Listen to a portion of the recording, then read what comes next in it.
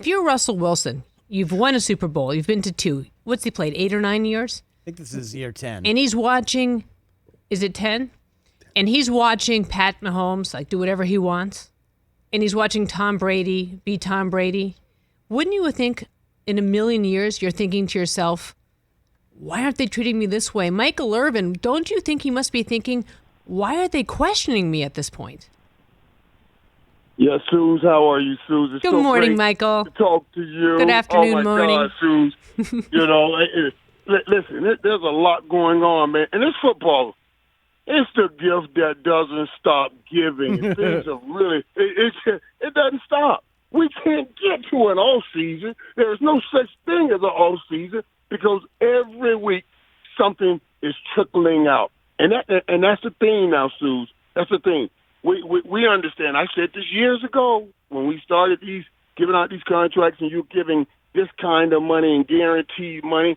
I said teams have to start making this adjustment. There's no more dominion over these players. It is partnership with these players. And you got to sit here and work with them. Russell Wilson was going through a bad spell. That's what that article's talking about. He's going through a bad spell. Russell Wilson is who we are talking about. Why would you not listen to him on how he feels he can best come out of this situation? That stuff like that blows my mind. When he has to put the football in his hands to go on the football field, you should always listen anyway because he feels what he's coming up with is his best opportunities. And you're saying to him, nah, we're not doing that. That's hard to understand. I mean, things have changed so much. You look at a young guy like Patrick Mahomes, and they're basically telling him, here are the keys to the car, do as you wish. You're looking at Tom Brady, who can do no wrong. How much more does Russell Wilson have to do, Michael, for Pete Carroll to sit back and say, okay, I'm going to let you run this offense the way you want to run it? Suzy, I'm going to tell you, I know it's hard for people to understand because you can be having great success. You're like, why is this coming up with all of this great success?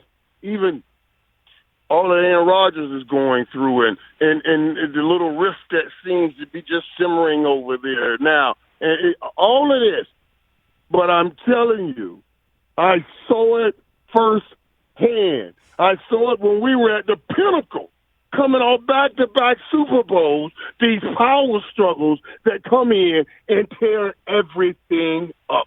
I saw it firsthand, and that's what we're seeing now. We're seeing these are power struggles. These are coaches that have done great by them on their own, even before those quarterbacks have gotten with them. And these are quarterbacks that are ultimately saying, it's my tail that's on the line. Every time I line up, when Russell went through that spell, everybody was talking about Russell Wilson.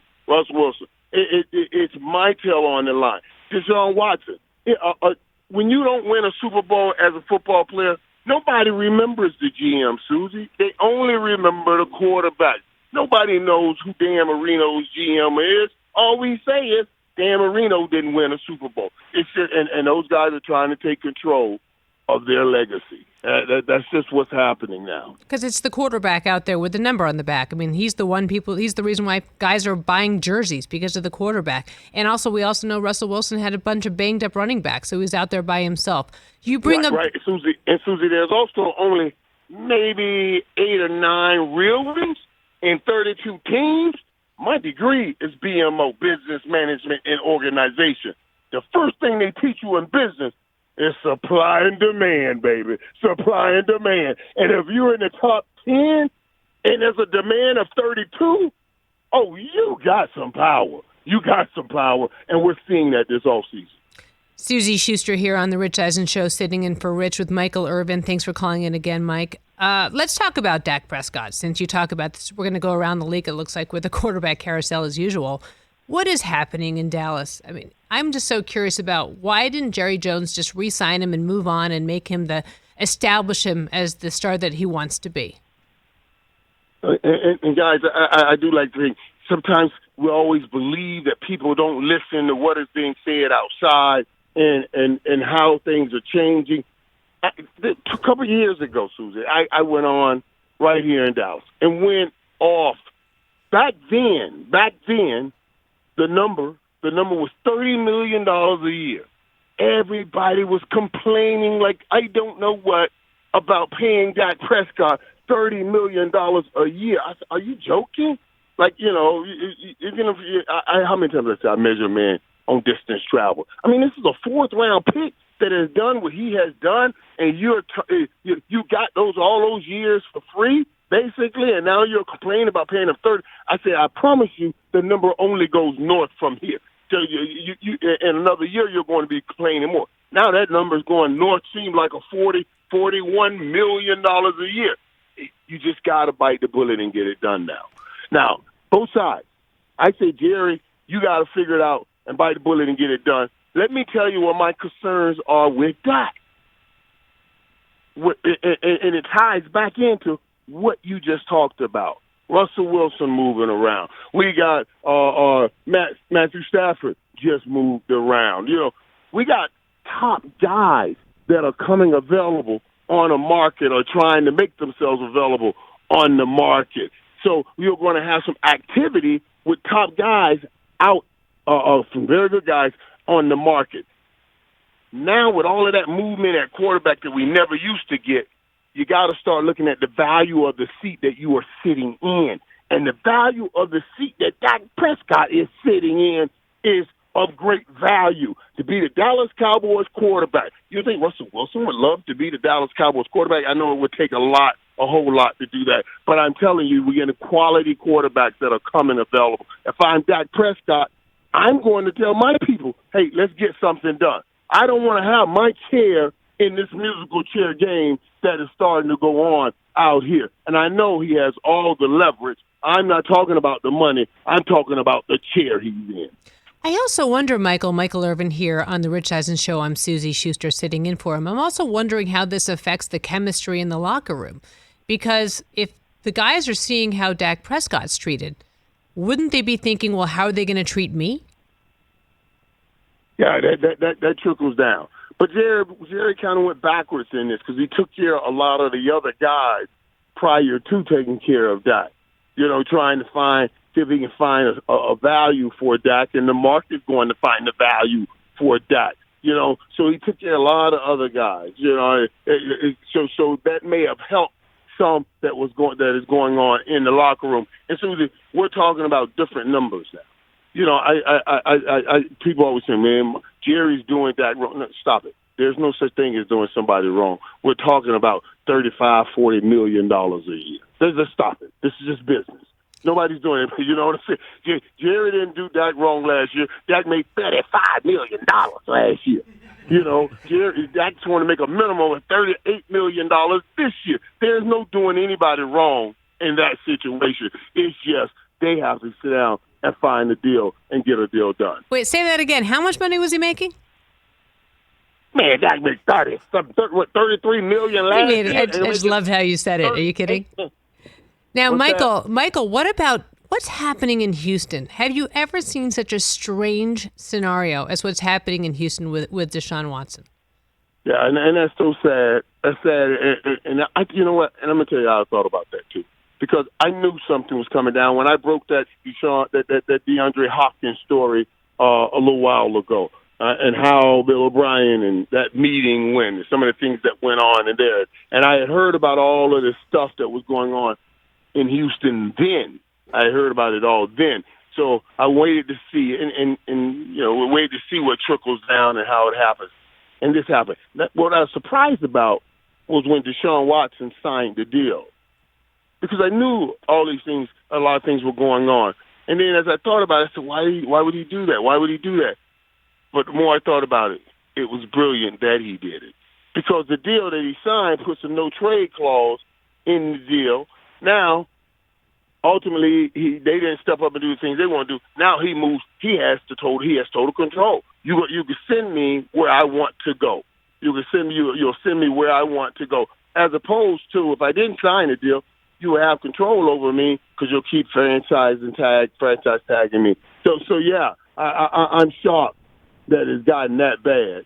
But we've seen a lot of things go on in Houston that a lot of people question and wondered about. And Deshaun was the guy that just bring it to a head and said enough's enough, and that's what they're dealing with. Now they have to deal with. There's no more what I call painting over the rust. You know, Suzy, when I was growing up, I hope they don't come and get me. I hope the statute of limitations have run out on this. But when I was still a bicycle, because we didn't have anything, I was a 15 to 17 kids. I was still a bicycle, and I'm sorry, kid, I stole the bike. And I would go run, and in order to not get caught, I would paint it right fast to put some paint on. And every time I painted it fast, I would paint over some rust.